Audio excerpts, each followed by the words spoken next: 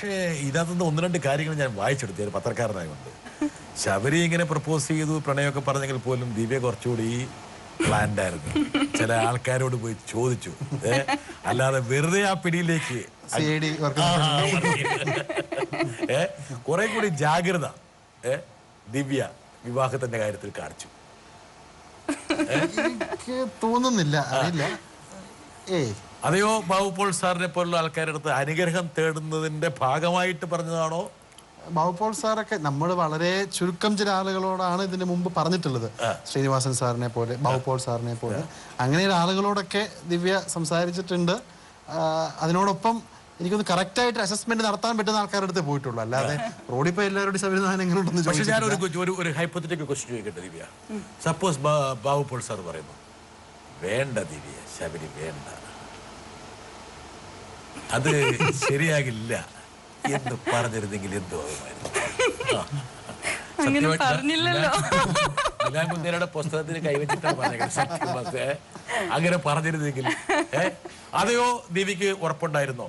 ദിവ്യയെ പോലൊരു കുട്ടി ഒരു കാര്യം തീരുമാനിച്ചിട്ട് അതിന്റെ പല വശങ്ങളും പരിശോധിച്ച ശേഷമായിരിക്കാം ഇങ്ങനൊരു കാര്യം പറയുന്നത്.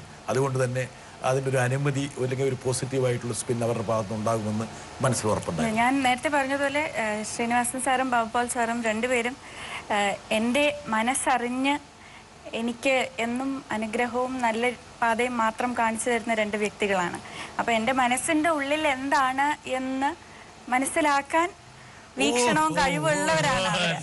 അപ്പൊ ഞാൻ ഇതിനു മുൻപുള്ള ആളുകളെ അവരുടെ മുന്നിൽ അവതരിപ്പിച്ചിട്ടുള്ളപ്പോഴും ശബരിനാഥൻ എന്ന വ്യക്തിയെ അവരുടെ മുന്നിൽ അവതരിപ്പിക്കുമ്പോഴും എന്റെ മനസ്സിന്റെ ഉള്ളിലുള്ള ആ ഒരു എന്തോ ഒരു തീജ്വാലകൾ അല്ലെങ്കിൽ അതിന്റെ ഒരു കണികകൾ അവര് തീർച്ചയായിട്ടും കണ്ടുപിടിച്ചു.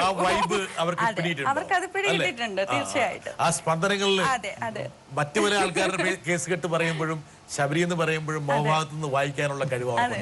അപ്പൊ ആ ഒരു ഉറപ്പായിരുന്നു ദിവ്യയുടെ ഉറപ്പ്. അതിനോടൊപ്പം വളരെ സത്യസന്ധമായി പറയുകയാണെങ്കിൽ ഇപ്പം ദിവ്യയാണെങ്കിലും ഞാനാണെങ്കിലും നമ്മൾ വളരെ മെച്യൂർ ആയിട്ടുള്ള രണ്ട് ഇൻഡിവിജ്വൽസ് ആണ്. ഈ 18 വയസ്സിലോ 21 വരെ കുറ്റപ്പെടുത്തുകയല്ല ഞാൻ.